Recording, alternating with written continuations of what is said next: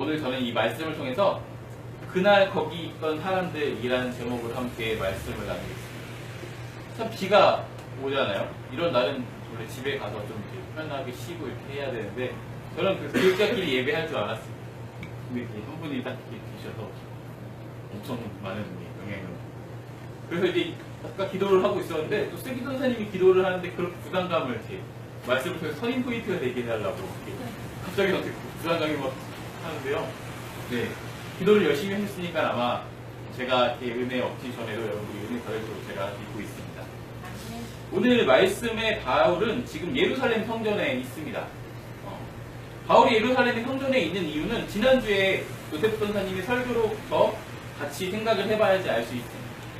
바울은 야고보의 권면을 따라서 서원한 네 사람이 머리를 가르는 의식의 비용을 지불하기 위해서 또 율법에 열심을 내는 그 사람들에게 바울이 받고 있는 그 오해를 해소하기 위해서 지금 예루살렘 성전에 있습니다.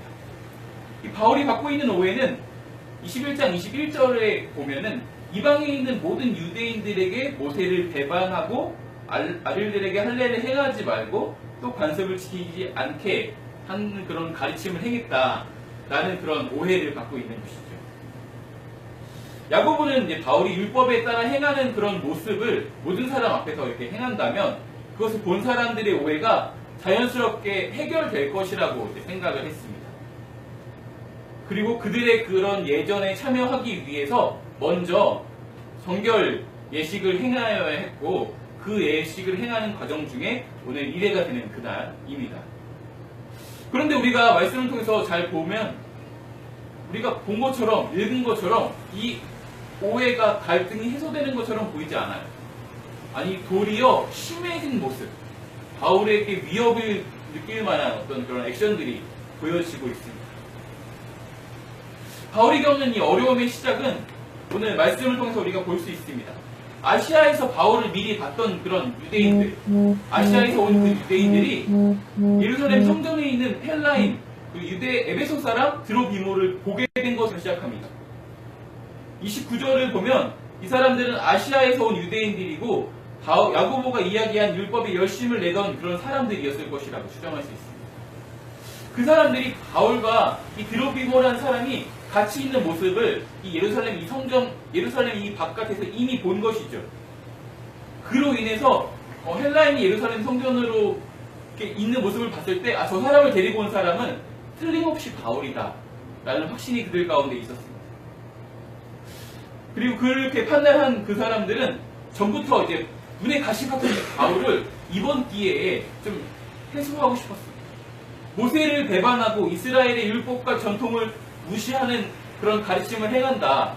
그렇게 오해하고 있고 그렇게 눈에 가시 같던 이 바울이 이제 드디어 한번 걸린 것이죠. 그래서 자기들이 갖고 있던 그 생각을 미리 담아서 28절에서는 바울에 대해서 이렇게 선동을 하고 있어요. 율법에 열심을 내던 사람들과 그들에 의해 선동된 사람들로 인해서 바울에게 이 위기가 찾아오게 된 것인데요. 이 예루살렘 성전에 있던 사람들이 일제히 바울에게 달려들어서 선동된 사람들이 막 격분한 것이죠. 바울을 잡습니다. 그리고 예루살렘 성전 밖으로 끌고 나가서 그를 때리고 죽이려고 하는 그런 행동들이 있습니다. 그때 이 소식을 들은 로마 천부장 이 사람이 이 소식을 듣고 그곳에서 가서 또한 바울을 잡습니다. 그리고 결박합니다. 그리고 이 성남 군중으로부터 분리해서 이 바울이 무슨 잘못을 했는지 그가 신문해보고 판결을 내리길 원했던 것 같아요. 그런 와중에 바울에게 있던 어떤 오해들이 해소되고 도리어 바울에게 변호할 기회를 주는 그런 모습이 오늘 말씀에 등장하고 있고 우리가 읽은 말씀의 내용입니다. 저는 이 말씀을 이렇게 묵상하면서 이 말씀 속에 등장했던 그날 거기 있던 그 사람들에 대해서 생각해 보았습니다. 즉 간접적으로 등장하고 있는 그날 거기 있던 이 사람들은 제가 봤을 때는 6가지의 부류로 이렇게 분류를 할 수 있었어요. 저는 이 6사람의 부류를 이렇게 어떤 특징을 갖고 있는지 살펴봤는데요. 거꾸로 저의 모습이 이렇게 막 보이는 거예요. 제 연약함들. 나도 이런 연약함이 있는데. 나도 이랬는데. 난 좀 더 심한데? 그런 모습들이 드러났습니다. 여러분들도 이 6사람의 모습을 통해서 나도 그런 모습을 갖고 있구나. 이런 것들을 좀 다시 한번 돌아봤으면 좋겠고요. 그렇다면 다시 한번 이 그날 거기 있던 사람들 중에서 나는 어떻게 살기 원하는지 한번 다짐하는 그런 시간이 됐으면 좋겠다. 그런 마음으로 말씀을 준비했습니다. 그날 거기 있던 사람들, 먼저 그곳에 있던 사람들은 아시아에서 온 유대인들, 바로 선동한 사람들이었습니다. 이 사람들은 바울의 사역을 평소에 주시하고 있던 사람들인 것 같아요. 그리고 바울을 알고 있던 사람들입니다. 그렇기 때문에 예루살렘 바깥에서 바울이 누구와 함께 있었는지를 봤던 것이죠. 그리고 이 사람들의 반응을 통해서 우리는 그들이 율법에 열심을 내던 사람들, 좀 과격한 행동을 하던 그런 사람들임을 우리는 알 수 있어요. 자기의 신념을 확고하게 가지고 있었고 이것을 지키기 위해 살아갔던 사람들입니다. 이 신념을 지키기 위해서라면 생명을 해하는 일도 행할 수 있고 정적을 제거하는 일은 너무나 쉽게 할 수 있는 그런 사람들이었어요. 이 사람들은 당연히 율법을 알고 있는 사람들이었어요. 유대 역사가 요세푸스라는 사람의 기록에 보면요, 예루살렘 성전에 대해서 이렇게 소개하고 있는 내용들이 나오고 있는데요. 예루살렘 성전은 담장을 기준으로 뜰을 둘로 나누고 있습니다. 그래서 안쪽에 있는 뜰에는 유대인들만 갈 수 있었고, 이 성전 밖에 있는 그 뜰은 이방인들도 갈 수 있는 그런 뜰이었어요. 그래서 그 뜰의 이름을 이방인의 뜰이라고 부르기도 했습니다.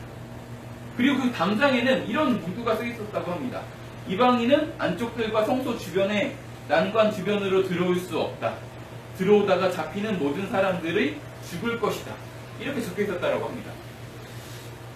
그런데 지금 오늘 말씀 속에서 바울에게 문제를 삼고 있는 그 일을, 사실 그 잘못을 물어야 할 사람이 바울이 아니죠. 그 책임은 도리어 그곳에 있었던 헬라 사람, 이 드로비모에게 물어야 될 책임이었습니다. 왜 이 이방인으로서 그곳에 있느냐? 당신이 행한 것대로 우리의 경고를 무시했으니 목숨을 취하겠다. 그들에게 이제 어떤 열성적인 행동을 했어야 되는데요. 그것이 아니었어요. 이번 기회에 눈에 가시 갔던 이 바울을 제거하고 싶었던 마음이 그들 가운데 있었던 것이죠. 이들은 하나님의 말씀을 말하고 모세의 율법의 중요성을 이야기하고 이스라엘의 전통을 지켜야 한다고 이야기하지만, 그것이 중요하다고 이야기하지만 실상은 자기의 신념이 더 중요했던 것이죠. 이 모든 것들을 이용해서라도, 아니 이 모든 것들을 잠시 내려놓고서라도 이 눈에 가시 갔던 바울을 없애고 싶었던 거예요. 사람보다 신념이 더 중요한 사람들, 내가 중요하게 여기는 이 가치를 지키기 위해서, 실현하기 위해서는 때로는 불법을 저지르기도 하고 때로는 사람들을 보지 않고 이 사람에게 해를 가하기도 하고, 이런 모습이 저에게도 있었다라는 걸 저는 이야기할 수 있습니다. 내가 가지고 있는 어떤 신념을 지키기 위한 것을, 그래서 이 내가 가까이 있는 사람들, 내가 싫어했던 그 사람들에게 해를 행할 수 있는 사람이 바로 저였어요. 그리고 두 번째 부류의 사람들이 있어요. 이 사람들은 예루살렘 성전에 있던 그 유대인들입니다. 이 사람들은 열심히 내던 사람들에 의해서 선동된 사람들인 것이죠. 이 사람들이 왜 선동이 됐을까? 생각을 못했을까요? 그 사람들의 한마디가 그렇게 영향력이 셌었을까요? 저도 이렇게 고민 해봤는데요. 이 사람들이 왜 선동이 됐을까? 첫 번째로는 지금 이 사람들은 로마에게 주권을 잃어버리고 모든 것을 다 빼앗긴 그런 사람이라고 스스로 느끼며 살아갔던 사람들이에요. 나에게 남아있는 유일한 것, 그나마 내가 지킬 수 있는 그 유일한 것, 내 자존심이라고 불릴 수 있는 그것, 영린, 그것이 바로 그 신앙의 영역이었던 것이죠. 예루살렘 성전, 바로 이곳에서만큼은 내가 자존심을 세울 수 있고, 내가 여전히 하나님의 자녀일 수 있고 하나님의 백성일 수 있는 그런 공간이었어요. 근데 그곳에서 자신들의 자존심이 침해받는다고 생각하게 된 것이죠. 그때에 이제 마지막 내가 누르고 있던 그 분노들, 억눌렸던 이 분노들이 이 한 사람을 그냥 쏟아져 버리는 것입니다. 그러다가 이제 나온 이 분노들을 스스로 어떻게 처리할 수 없어서 감정이 감정을 낳고 감정에 휩쓸려서 바울에게 해를 행하기 시작했던 것이죠. 그리고 그들에게는 어떤 군중 심리가 있었던 것 같아요. 또한 두 번째로는 이 상황에서 지금 이렇게 뜨거운 분노가 일어나는 이 상황에서 내가 이 분노에 동참하면 나는 이 주변에 있는 사람들로 하여금 율법에 열심을 내던 사람이라고 어필할 수 있는 기회였어요. 그리고 그들과의 관계도 이런 유대들도 좀 더 돈독히 할 수 있는 기회였던 것이죠. 이것들을 그들은 부인할 수 없었던 것이죠. 그리고 마지막으로 이 사람들은 성전 안에 있었지만 하나님의 말씀, 이 율법보다 다른 사람들의 말에 더 귀를 기울였던 것. 그것에 따라 자기의 마음을, 나의 몸을 움직였던 것이죠. 성난 군중, 이 선동된 사람들은 하나님보다 사람의 소리에 더 귀를 기울이는 사람들이었어요. 그리고 자존심이 중요했던 사람이었습니다. 내게 남아있는 이 마지막 최후의 보루 같은 이 자존심, 내게 있는 이것을 침범하고 빼앗아가려는 이것을 견디지 못했던 사람들이고, 또한 사람들과의 유대가 중요했으며 또한 정치적인 입지가 중요했습니다. 하나님의 말씀이 아니라 다른 소리를 따라서 움직이는 그런 사람의 모습이 또 저의 모습이더라고요. 좋아 보이는 것, 또한 대세라고 생각하는 그 모든 사람들의 무리에 조용히 속해 있기를 원하는 그런 마음들이 제게 있어요.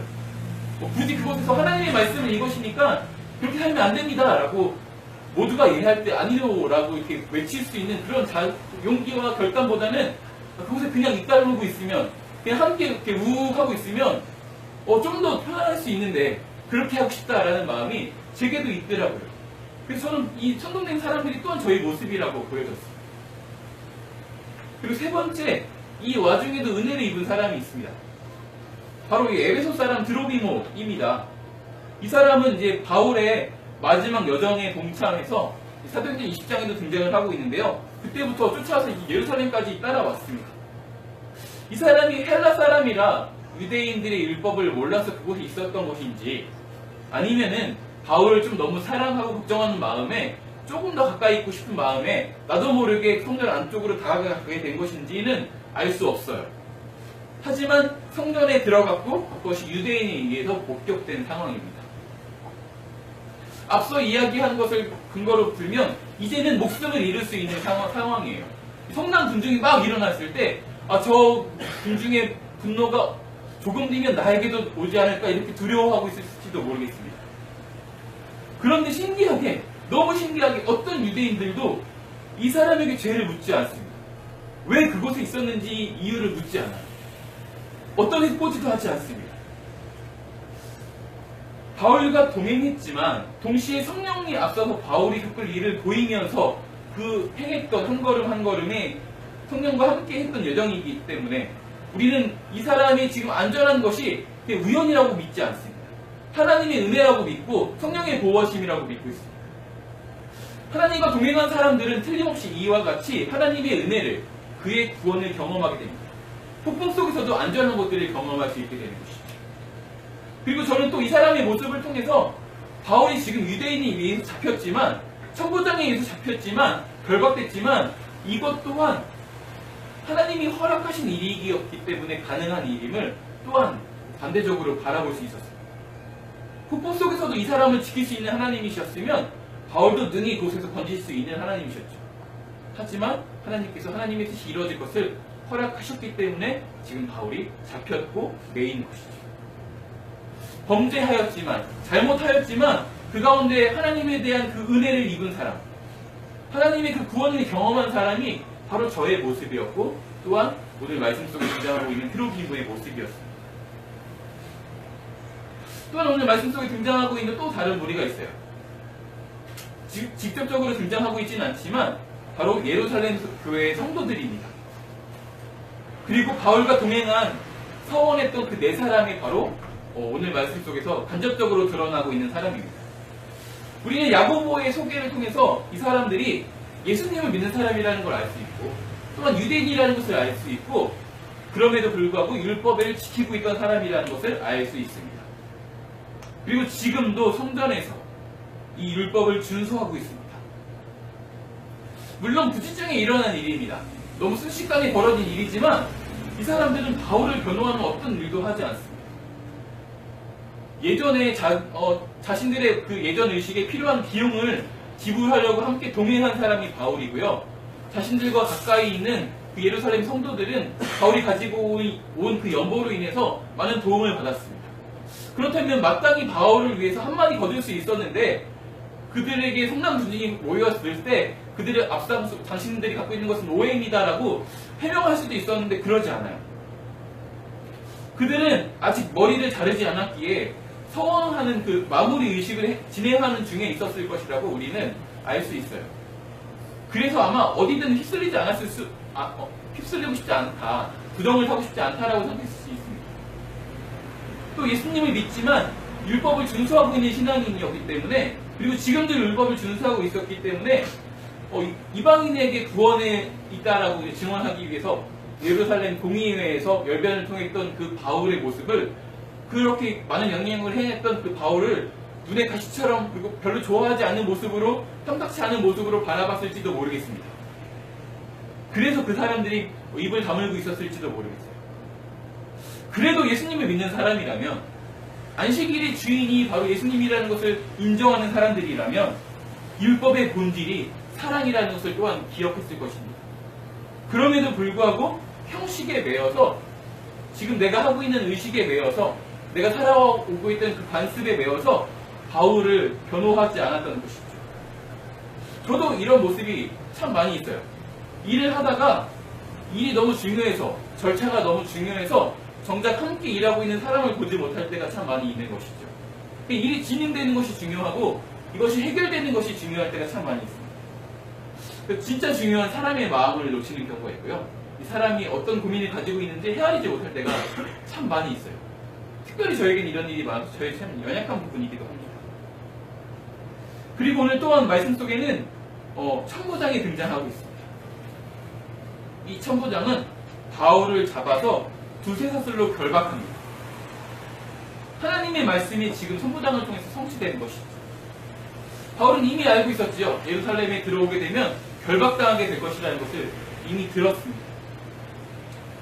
그리고 이 천부장은 바울이 과거에 범죄를 저지른 사람인 것으로 오해하고 있다가 바울과의 대화를 통해서 그 오해를 풀고 마땅히 자기를 위해서 변호할 그런 기회까지 제공하는 사람입니다. 하나님의 도구로 사용된 사람이죠.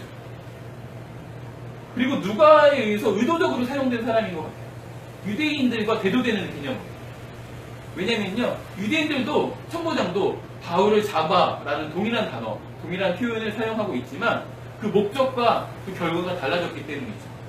유대인들은 죽이기 위해서, 해치기 위해서 바울을 잡으려고 하지만 천부장은 건지기 위해서, 그를 송사하기 위해서, 판결을 내리기 위해서 그를 잡아라는 표현을 동일하게 사용하고 있습니다. 하나님의 역사를 이뤄가고 있는 한 사람입니다.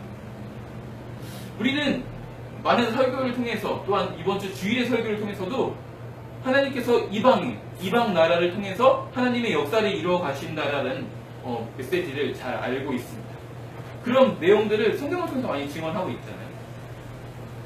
그런데 하나님께 쓰임 받지만, 하나님의 역사를 이뤄가지만 이 하나님의 역사와 하나님의 도구된 것에서 머물러 있고 정작 더 나아가서 하나님과의 관계로 이어지지 못한 경우들이 성경에서는 참 많이 있습니다. 말씀 속의 천부장도 사도행전이 끝나고 난 다음에 어떻게 됐을지는 알지 못하지만 사도행전 내에서는 이 하나님과의 관계로 이어졌다라는 내용을 제가 보지를 못했어요. 저의 모습에도 때때로 이런 모습이 있습니다. 하나님의 일을 열심히 합니다. 하나님의 사역을 열심히 행합니다. 그런데 그저 가끔씩 것이 일로 느껴지고 일하는 그 모든 것이 하나님과의 관계와는 좀 이어지지 않는 모습들이 참 제게 있을 때가 있어요. 그래서 진짜 예배를 섬기는 것인데 영광스러운 일임에도 불구하고, 제가 알고 있음에도, 지식적으로 인지하고 있음에도 불구하고 이것이 그냥 일로 느껴질 때가 제게도 있습니다. 마지막으로 오늘 말씀에는 바울이 등장하고 있죠.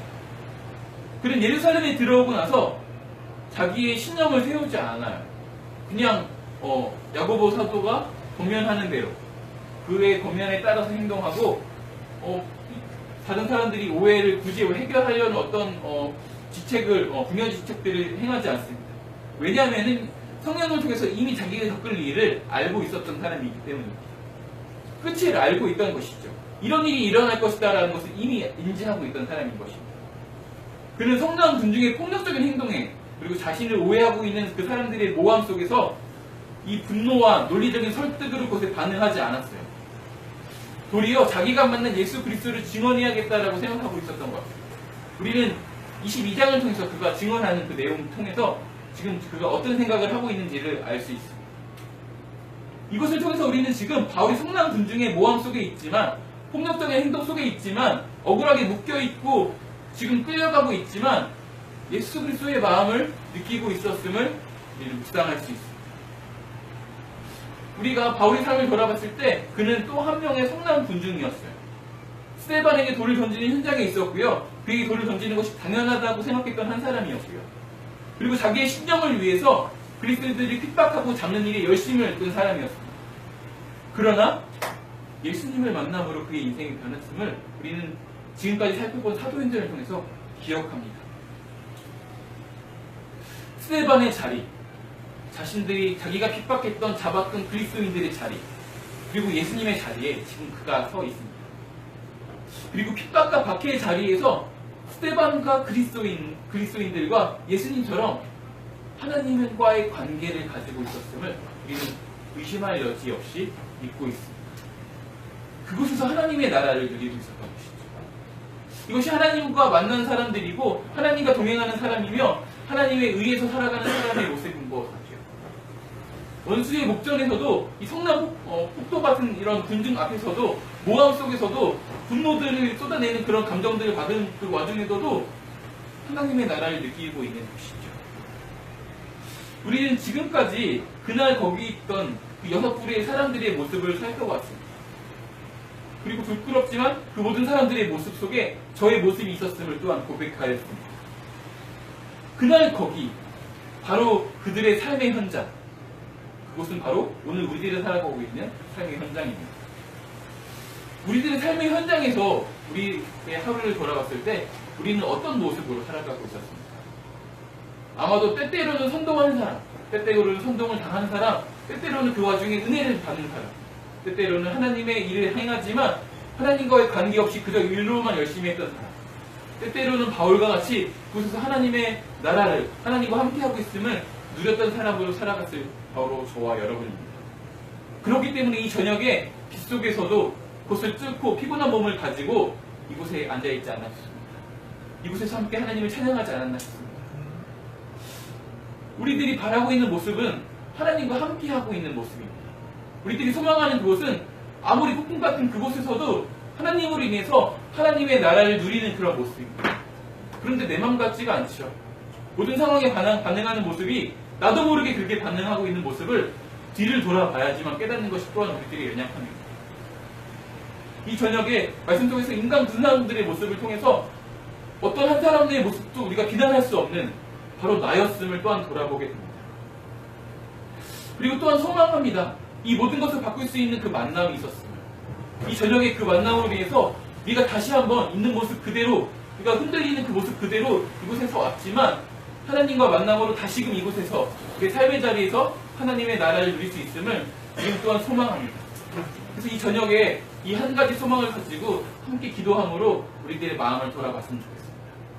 바울이 경험했던 그 예수 그리스도의 만남이 이 저녁에 우리 가운데 있었으면 좋겠습니다. 바울이 폭풍 속에서 누렸던 그 하나님과 함께하고 있는 그 동행함이 지금 우리에게 있었으면 좋겠습니다. 그래서 우리에게 다가오는 그 많은 상황들 속에서, 때로는 원치 않는 상황 속에서, 때로는 나도 모르게 주어진 그 은혜 속에서, 나도 모르게 행하고 있는 하나님의 그 도구된 그 사역들 속에서도 여전히 하나님과 함께하는 그런 한 사람으로, 그곳에서 하나님 나라를 누리는 한 사람으로 살아가기 원한다는 소망을 가지고 기도하도록 하겠습니다.